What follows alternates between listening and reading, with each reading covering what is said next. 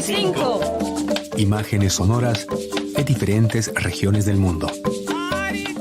Martes de entrevista. Enigma musical. Historia de la música en Costa Rica. 245. Un espacio donde las efemérides se convierten en sonidos musicales. Acompáñenos todos los martes, miércoles y jueves a las 2:45. Muy buenas tardes, estimados radioescuchas. Estamos en el espacio 245 dedicado a las efemérides, músicos, artistas y acontecimientos de cada día. Hoy es martes 9 de agosto, martes de entrevista. Y de una vez me gustaría presentar nuestra invitada de hoy, la pianista e investigadora chilena costarricense Débora Zinger. Con Débora conversaremos sobre su artículo que se titula de la siguiente manera: y señalen 6 u 8 cantores con que se solemnicen las fiestas, músicas evangelizadoras en las reducciones jesuítico-guaraníes del Paraguay de los siglos XVII y XVIII. Y antes de dar la palabra a Débora, me gustaría citar el inicio de su artículo, que propone lo siguiente, y lo cito: una de las primeras instrucciones en el provincia de la Compañía de Jesús en el Paraguay dio a los misioneros de la orden es la creación de una capilla musical de cantores en las recién fundadas reducciones de guaraníes. El objetivo era solemnizar el culto durante las fiestas más relevantes de la iglesia y a la vez capturar el interés de los neófitos. Así comenzó una aventura que hasta el día de hoy resulta fascinante, tomando en cuenta la excepcionalidad de este proyecto que se llevó a cabo en el periodo en que América sufría los devastadores efectos de la conquista y la colonización española. Así que, sin más demora, le doy bienvenida a Débora Zinger. Entonces, vamos a iniciar con, digamos, esta primera pregunta, ¿verdad?, que yo le envié, es precisamente sobre música importada de Europa y las formas de su utilización para remodelar a los indígenas. Bueno, la verdad es que es un tema muy apasionante porque nosotros como occidentales tenemos la tendencia a pensar que nuestra música occidental es universal y lo cierto es que no. Lo cierto es que ciertamente las culturas del mundo tienen algunas maneras de expresarse musicalmente, pero no hay una música que sea válida para todos o que les llegue a todos de igual manera. Entonces el fenómeno que se dio en América es que en este caso que yo trabajo, los misioneros trajeron la música europea para instaurar el culto religioso católico como se hacía en Europa y asumieron que esa música los cautivaba hasta el alma e incluso sacarles lágrimas. En realidad, a mi modo de ver, no necesariamente es que la música los cautivó y los dejó maravillados, sino que probablemente puede haber sido una sorpresa similar a la que tendríamos nosotros si llegaran extraterrestres con su música, que no necesariamente nos va a emocionar, pero sí nos quedaríamos, ¿verdad?, sorprendidos de escuchar algo así. Esa respuesta fue lo que les hizo pensar a los misioneros que la vía más rápida y más efectiva para la evangelización era la música. Entonces así se produjo esta suerte de importación de las prácticas musicales europeas en el contexto religioso en entornos indígenas, que es lo que vemos concretamente en las reducciones de los guaraníes en la provincia jesuítica del Paraguay, que es el tema que yo he desarrollado bastante. Usted en su artículo dice que había 2.000 a 4.000 indígenas, ¿verdad?, en las reducciones. Y lo que hizo la Compañía de Jesús, aquí estoy citándola, tenía el propósito de proteger a los nativos de los peligros externos y facilitar su evangelización. Pero lo que me interesó más, que usted está desarrollando 3 enfoques de esta compañía, ¿verdad?, de Jesús. Es rol en los valores o disciplina. Después, cómo se percibe el tiempo, el espacio. Y lo tercero, sensibilidades hacia la estética occidental. ¿Nos puede desarrollar cada uno por aparte? Bueno, lo intentaré. Vamos a ver. Tenemos que pensar que una de las diferencias que hay en la cultura importada por los europeos versus el modo de vida, en este caso de las comunidades tupí-guaraní, era la percepción del tiempo. El tiempo en la cultura guaraní no está compartimentado como en nuestra cultura, que estamos acostumbrados a levantarnos a cierta hora, a tal otra hora tomamos el desayuno, después sabemos que tenemos que empezar a trabajar. Esa noción del tiempo no existía, con lo cual se producían muchos conflictos, porque los misioneros y los conquistadores en general argumentaban que los indígenas eran unos grandísimos vagabundos, indolentes, que no estaban acostumbrados al trabajo.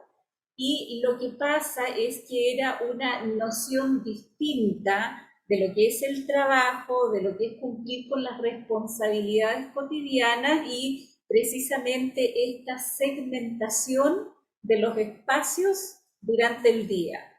Entonces, digamos que lo que implementaron los misioneros en estas reducciones, que como bien dices, tenían promedio unos 2.000, 3.000 ya, 4.000 ya no les gustaba mucho y más bien ahí daban la disposición de fundar una nueva reducción y trasladar a la mitad de la población para que no se saliera de control. Pero digamos que parte del desafío era construir precisamente esta noción de orden cotidiano, y para eso el sonido jugó un rol fundamental a través de la campana.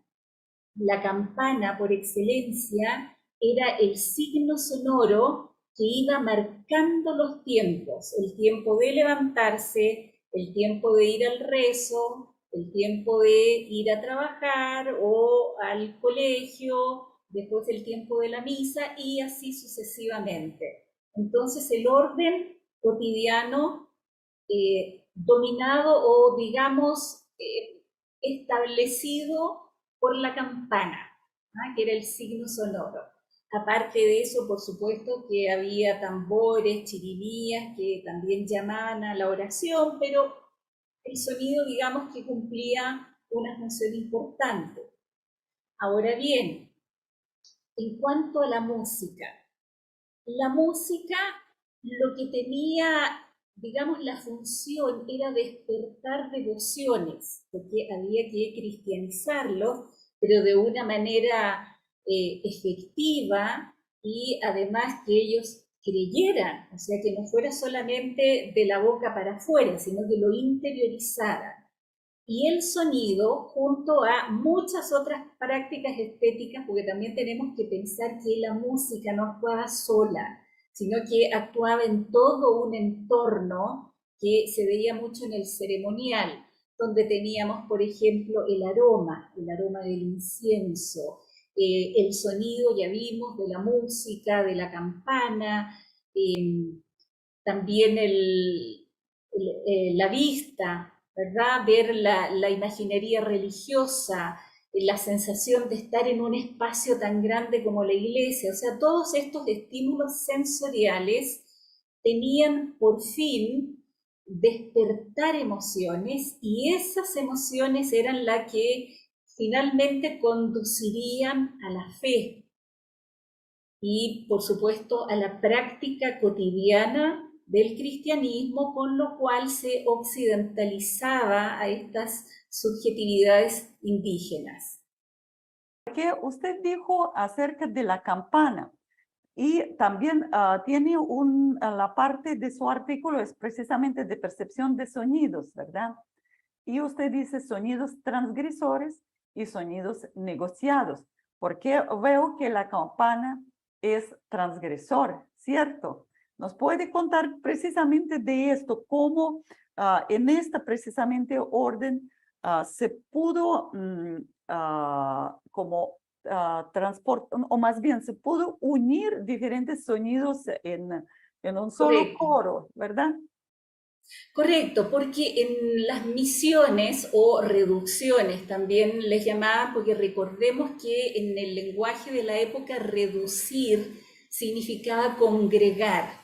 Entonces había que congregar a estos indígenas que estaban esparcidos por el monte en pueblos, guiados por dos misioneros que les iban a mostrar el camino y que ellos iban a adoptar el modo de vida occidental.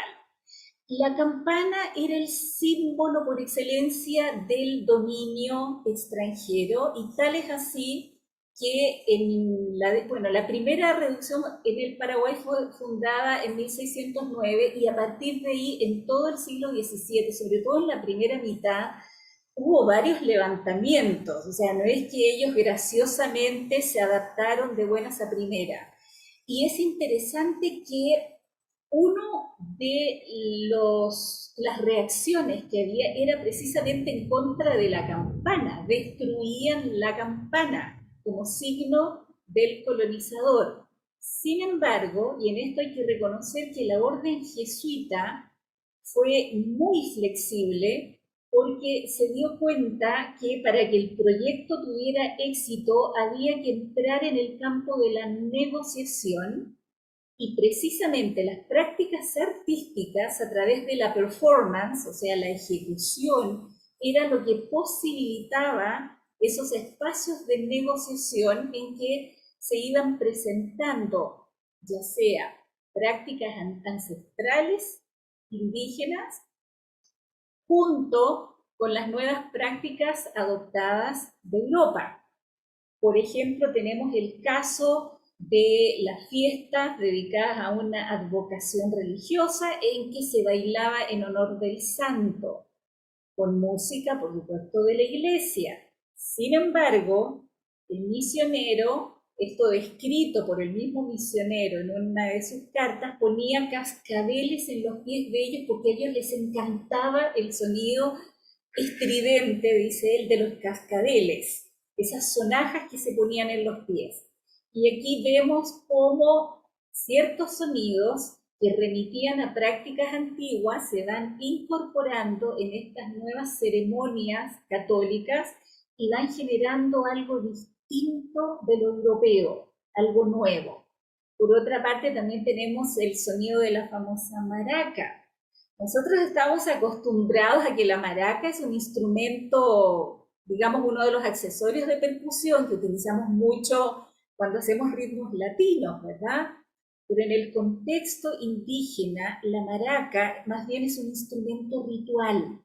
La maraca es utilizada por el país, digamos, por el chamán, por el líder religioso, ya sea para establecer contacto con el mundo sobrenatural o también para purificar un espacio en unión con el tabaco. O sea, ve los signos, todos estos estímulos sensoriales, ¿verdad? El aroma del tabaco, el ruido de la maraca y la ceremonia, el acto que se realizaba. Sin embargo, en el friso de la sacristía de la iglesia de la Santísima Trinidad del Paraná, que está en Uruguay, hay una serie de ángeles músicos como estos que se ve mucho en las catedrales europeas. Se ve el ángel con el violín, un ángel tocando la chirimía, otro tocando el órgano, y de pronto aparece un ángel con una maraca. Entonces, vemos aquí que la maraca está equiparada a los instrumentos musicales, aquellos que se combinan para hacer música. Sin embargo, tendríamos que pensar qué veían los guaraníes cuando levantaban los ojos y veían el friso y veían a un, digamos, ángel, un ser humano, una persona que tenía una maraca en la mano. Aquí hay signos que están remitiendo a significados antiguos que se escapaban del control de los misioneros. O más bien también fue una, digamos, una actitud bastante inteligente, ¿verdad? De aproximarse con, a las culturas anteriores, o sea, culturas precolombinas. Puede ser, ¿verdad? Ahora Correcto. bien, sí, muchas gracias por este instrumento, ¿verdad? O por estos sonidos, ¿verdad? También yo creo que usted, no, más bien, no creo, sino leí en su artículo precisamente de adaptar el lenguaje nativo a las canciones ya escritas en el estilo, digamos, en el estilos europeos que estaban en boga en aquellos momentos. ¿Nos puede contar acerca de esto? Claro, efectivamente, en las ceremonias se cantaba ciertamente en latín, pero los misioneros descubrieron, y esto no solamente los misioneros jesuitas, si uno ve por toda América, y no solo en las reducciones, o sea, lo que llamamos misiones, sino también en los llamados pueblos de indios, se cantaba en la lengua de ellos. Más bien la iglesia promovía que todos los misioneros aprendieran las lenguas locales para que pudieran hacer un catecismo en lengua local y que los cantos, los rezos se hicieran en la lengua local para que ellos entendieran lo que estaban haciendo. En ese sentido, es muy interesante que hubiera cantos en guaraní con los sentidos occidentales, o sea, cantándole a la Virgen María o cantándole al Niño Jesús, es como una manera de aproximar la fe a través de la lengua. Pero aquí también hay que tener cuidado con algo, porque el canto iba con los instrumentos, ¿correcto? Ellos tenían sus propios instrumentos, que eran las flautas de caña, por ejemplo, y los jesuitas tenían una muy mala impresión de esos instrumentos que llaman viles o rudos, y más bien en los espacios fuera del control de la iglesia, digamos afuera, cuando estaban libres, observaban que de pronto los llamados flauteros, o sea, estos chiquitos, estos muchachos que tocaban todas las piezas que se tocaban en misa, ya sean motetes o bien zarabandas, piezas europeas con esos, comillas, viles instrumentos, lo cual lo consideraban espantoso porque era una manera de degradar la música europea. Así se va produciendo esta suerte de desplazamiento, diría yo, desplazamiento de la música, porque la práctica se desplaza del lugar original donde debía ejecutarse, que era la iglesia, sale afuera a los espacios libres y es interpretada con instrumentos locales, por indígenas locales y en otros contextos que nada tienen que ver. Es una manera de hacer una transgresión, digamos, camuflada o darle una relectura a la música occidental con los instrumentos locales. Ajá. Débora, que usted precisamente, si hablamos de estas músicas, usted dice en su artículo que música, o sea, música en estas reducciones depende también de qué país proviene el padre jesuita. Y está comparando ahí un francés con otro italiano, como Cipole, por ejemplo, o Cipoli más bien. ¿Cuál Cipoli? Cipoli, ¿verdad? Domenico Cipoli y Taca Taca. Yo quería preguntar precisamente acerca de esa educación musical según el país de donde proviene el padre. Sí, creo que es muy importante que tengamos siempre en mente que la música cumplía un papel funcional, digamos. La música era creada no para el disfrute, no para lucir al compositor, era simplemente para cumplir las funciones del culto en el ámbito de la iglesia. Los primeros misioneros que llegaron efectivamente eran de origen español y España era un país que estaba muy ligado a su tradición musical en la línea de Palestrina y de la tradición franco-flamenca. O sea, los compositores que estaban en la corte de los reyes católicos y de Carlos V, de alguna manera impusieron una impronta que se reprodujo en Latinoamérica. Y así fue como la música era la música renacentista con notación no mensurada, la que conocemos, que no está en nuestro sistema tonal, que era la que se cantaba en los servicios religiosos, en la misa, en los oficios de víspera. Y cuando llegaron los misioneros de habla alemana, se produjo una diferencia porque ya ellos estaban más familiarizados con el nuevo estilo barroco que está sustentado en el sistema tonal, con una construcción armónica sobre digamos, tónica y dominante, como los polos que montan la música, y además con un bajo continuo que opera como fundamento de principio a fin de la pieza. El ejemplo que tenemos más concreto es de este misionero tirolés Antonio Sepp, o Anton von Sepp, que él llegó y quedó horrorizado. Decía, la música que se hacía acá era de los tiempos del Arca de Noé. No conocen nada, sus notas son todas blancas, no tienen un bajo que dé soporte.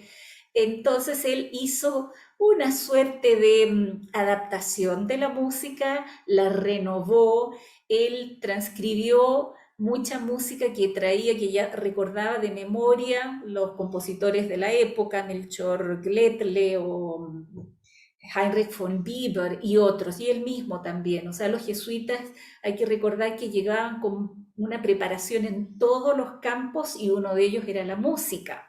O sea, estaban capacitados para hacer sus propias obras, las hacían esta vez en el sistema tonal, y aquí se encontraron con un problema, que notaron que los indígenas no tenían el color vocal para cantar el bajo, o sea, ser barítono.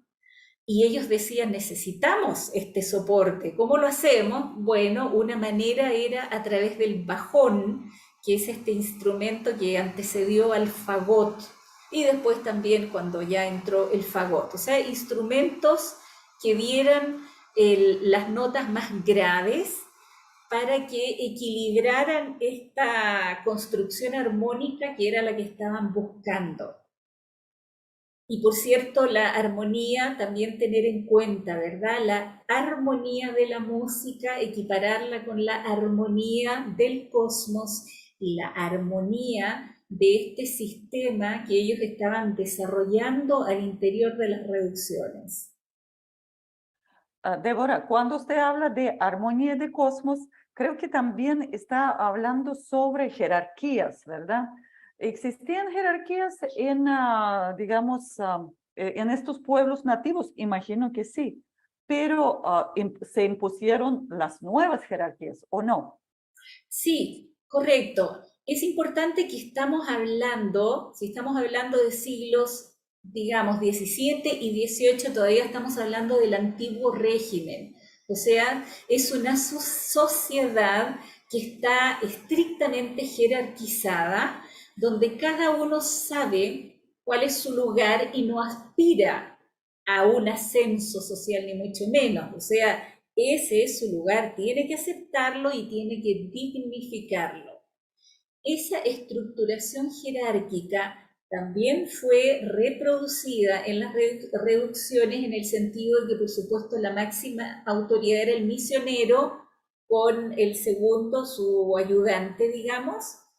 Después de eso estaba el cabildo indígena. El cabildo estaba integrado por la nobleza indígena, por decir así, que se constituyeron casi que como aliados de estos colonizadores, porque de alguna manera mantuvieron las mismas prerrogativas y los mismos privilegios que habían tenido antes, y estaba por debajo de ellos el pueblo llano. Y recordemos que esa jerarquía, esa manera de funcionar, también se daba en la música, porque precisamente sabemos que el sistema tonal es un sistema jerárquico. Y precisamente ese es el documento que yo encontré en YouTube. Sí está el disco completo cuando se interpreta en idioma araucano, ¿verdad? En Pero Mapudungún. sí, pero sí, la música es lógicamente barroca, ¿verdad? Sí, probablemente te refieres al misionero Haberstadt, ¿verdad? La verdad, yo tanto no he estudiado eso, lo ha estudiado más Víctor Rondón, que es un investigador chileno que ha trabajado mucho con estas piezas de Haberstadt y las canciones en Mapudungún, pero efectivamente sí podemos observar una situación similar. El misionero trae las melodías que a veces ni siquiera son del culto, no necesariamente vienen del canto gregoriano adaptado, sino melodías de su pueblo, melodías que se cantaban, por decirles, en el Tirol, las llevan y hacen un contrafactum, o sea, le ponen una letra religiosa, porque la finalidad, por supuesto, es la fe, evangelizar, y lo hacen en la lengua local, de manera que el mensaje cale, que llegue a lo más profundo de los indígenas. Gracias, Débora, por esta aclaración. Voy a buscar los trabajos de Víctor Rondón, ¿verdad? Tal vez para desarrollar precisamente este disco que por lo menos ya está en la red y uno puede entender de qué se trata. Yo quería hacer una pregunta más, y es precisamente sobre, me llamó atención que los pueblos, digamos, ancestrales, que fueron evangelizadas, precisamente los guaraníes, que usted dice que el sedentarismo permanente era para la cultura guaraní algo completamente ajeno a su modo de vida. Y eso me llama atención. ¿Cómo entonces han podido, bueno, evangelizar y también, digamos, tenerlos en estas reducciones? No sé si hay algún documento. Claro, efectivamente, los guaraníes eran pueblos seminómadas, por una parte porque una vez que el suelo se agota, sabemos que las culturas tienden a emigrar, ¿verdad? Se trasladan, pero también había una razón que iba más allá, que es la búsqueda de la tierra sin mal. O sea, hay una búsqueda de la cultura que tiene que ver, no es solo el paraíso en la tierra, como podríamos pensar nosotros, sino que también tiene que ver con el perfeccionamiento de uno mismo. O sea, es como una ruta para ser mejores personas, para ser una mejor comunidad. Es una búsqueda constante. Y efectivamente, o sea, el hecho de que los encerraran, o sea, que los pusieran en un enclave que tenía muros perimetrales y además sin la posibilidad de moverse, porque las casas eran ya casas para largo rato, efectivamente fue un gran shock. y por eso había muchas huidas. No todos aceptaban, muchos se arrancaban y cuando ya se volvía dramático se producía un levantamiento. Solo que ahí también se produjo una negociación porque tenemos que tener en cuenta que las reducciones estaban en una zona fronteriza. En general, las misiones de los jesuitas estaban en zonas fronterizas del Imperio Español, o sea, donde más allá no hay nada, más allá está el peligro, la incertidumbre. Y en este caso estaban los portugueses. O sea, el límite del Imperio Español, la provincia jesuítica del Paraguay, comprendía, digamos, Paraguay, norte de Argentina, Brasil, esa triple frontera y un pedacito de Uruguay. Era prácticamente la zona donde estaban los traficantes de esclavos que procedían de Río de Janeiro, los llamados bandeirantes, que hacían unas incursiones violentísimas y capturaban guaraníes para llevárselos como esclavos y venderlos en Río de Janeiro. O sea, era tremendo el peligro al que estaban sometidos. De alguna manera, el estar en un enclave cerrado, la reducción, ofrecía ciertas garantías de protección. Estaban con mayor posibilidad de supervivencia y de no ser secuestrado para ser vendido como esclavo. Débora, ¿qué quedó de estas reducciones? Sabemos muy bien que los jesuitas fueron expulsados al finales del siglo XVIII, ¿verdad? Y fue, bueno, un éxodo, o sea, total, ¿verdad? Pero ¿qué quedó? ¿Quedó algo usted que pudo, digamos, pasar por diferentes reducciones? Yo creo que es la persona, me parece, con mucha suerte, ¿verdad? ¿Qué quedó? Depende. Hay algunas que quedaron muy bien conservadas. Por ejemplo, en la Chiquitania tuvieron mucha suerte porque hay unas iglesias maravillosas que además fueron restauradas por ahí en la década de 1970. Y en el caso del Paraguay, que es lo que yo he trabajado, está, por ejemplo, la misión, bueno, muchas han sido reconstruidas, no reconstruidas, sino restauradas. Por ejemplo, San Ignacio Miní, que está muy bien, eso es en Argentina. La de San Miguel de las Misiones, eso está en el actual Brasil, con una iglesia maravillosa, que uno no puede creer que una iglesia que tiene la misma o muy similar la estructura, el diseño de la iglesia de Jesús en Roma, encontrarla en medio de la selva y una de piedra, o sea, enorme, de unas dimensiones que uno dice cómo fueron capaces de construir esto. También la Santísima Trinidad del Paraná, la iglesia de Jesús de Tabarangué, también en Paraguay. Hay otras donde no queda casi nada o muy poquito. La iglesia de Loreto, algo hay, o sea, se ven, digo, la reducción de Loreto, uno ve los muros, más o menos, y de otras, nada, un muro. O sea, es difícil generalizar y es un gran esfuerzo mantenerlas porque muchas están transformadas en sitios arqueológicos, o sea, monumentos nacionales que hay que proteger y que el Estado tiene que invertir para que se mantengan. Y después de esta entrevista con Débora Zinger, pianista e investigadora chilena costarricense, sobre reducciones jesuítico-guaraníes en Paraguay del siglo XVII-XVIII, me gustaría pasar a nuestro espacio tradicional. Vamos a terminar nuestra transmisión en Facebook Live. Agradezco mucho a Fabiola Cordero por esta ayuda en las redes y me despido de este espacio, pero en el espacio tradicional, nuestro dial 96.7 seguiremos escuchando la música que fue creada en América en los siglos XVII y XVIII. Muchas gracias. 245.